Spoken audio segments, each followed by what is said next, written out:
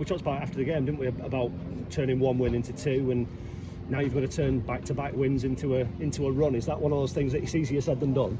It is. I've just been saying that before. You know, getting on a run's the hard part. Staying on it's quite not easy, but it's easier than halting a slide.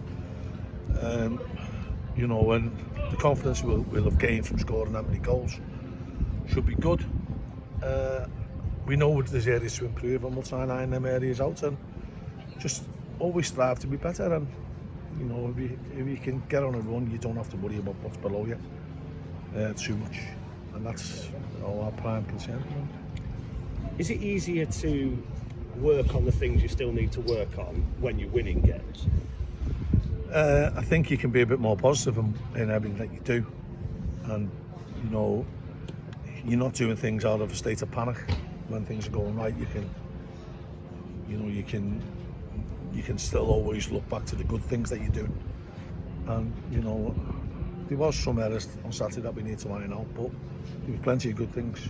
You scored some unbelievable goals, and that's something that we need to try and build upon and try and do more of. And you know, as it was mentioned on Saturday, it's the first time I've won by more than one goal in the league this season. It'd be nice to do that more often. We talked about it being comfortable for you on the touchline when you've got more than a one-goal lead. As far as confidence goes, as far as kind of belief among the group of players, is that also important to not be hanging on to one-goal leads? I think so, and I think he's seen that at 2-1. You know, and the relief around the stadium and within the players when me and Coley made it 3-1, and then you could see by our subsequent play after it. So, but you know, yeah, there's numerous ways to win games, and if you've got to win them by the odd goal, you know, Arsenal won a league 1-0 to the Arsenal. So, you know, it's still my favourite scoreline, albeit it's not the most pleasurable ones on the sideline. You're never a complaint about the schedule, man. Do you have to take into consideration the fact that you've got back-to-back home games, 3 home games in a row, and December filled with fixtures, or do you just want to keep going because you've started winning? Yeah.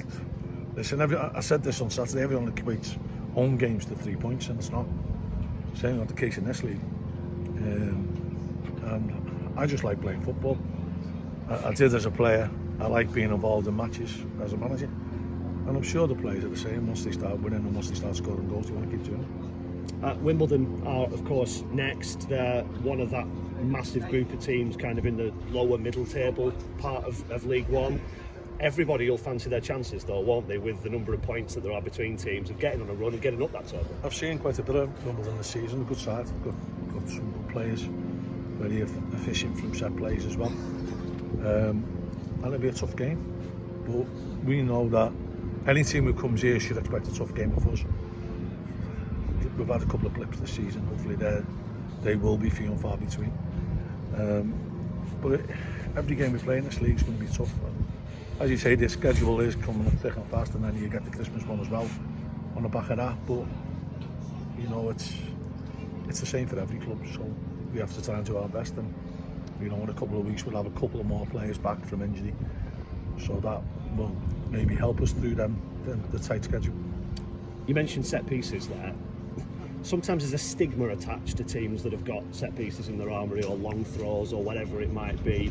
Is it foolish to not utilise those things if you've got the sort of the ability to do that? People are mad if they don't.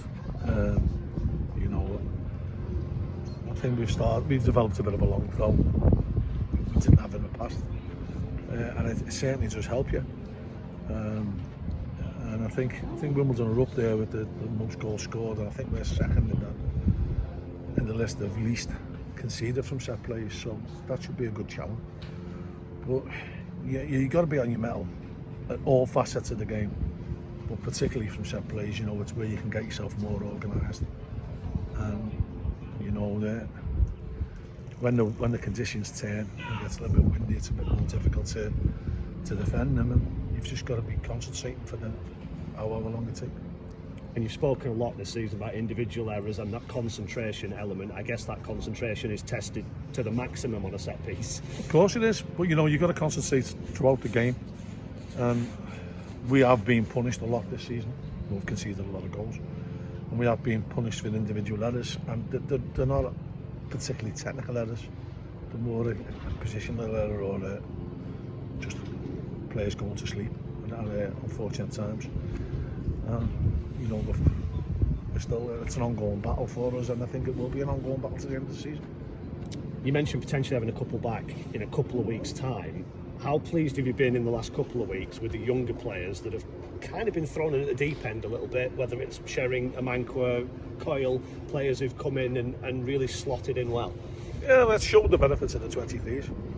You know, probably sacrifice two first team spots in the squad to fund the 23s. And without them, you know, I think we'd have struggled this year. So it's good that they've been regularly playing lots of games and keeping up the fitness and, you know, chomping at the bit to get in. And that's the idea of the progression that was the vision a few years ago. And once we get onto the site at King George's, we can do that properly. But the idea is the 18s are fighting to get into the 23s, the 23s are fighting to get into the first team. We're all on the one side, we can all see each other, and that should be enough motivation for them all. And I saw the highlights back at the weekend, and when Liam Coyle's goal went in, the goal celebration, it just felt like a special moment. You should have seen Jeb Brandon and Andy Gray celebrating me. I think they celebrated more than anyone. No, it was fantastic, and you know, as I said, it was a big relief. It was like taking the proverbial shoes off that were too tight. And you know, Liam's done well since he's come in, and you know, I think there's a bright future there. And you mentioned Jed and you mentioned Andy there, your under-23s coaches. How much satisfaction do you get and they get when you find one, when you go, there's a player, someone who's been released, someone who maybe is looking for a club, and we found him, we're going to polish him up? Yeah, you know, you're always striving for them, and they don't always catch.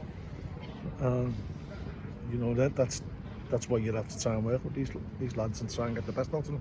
We can't buy the ready-made or the ready League One players. You know, we have to cook them a little bit. And you know, the lads, Jed and Andy, are doing well, as are the youth team and stuff.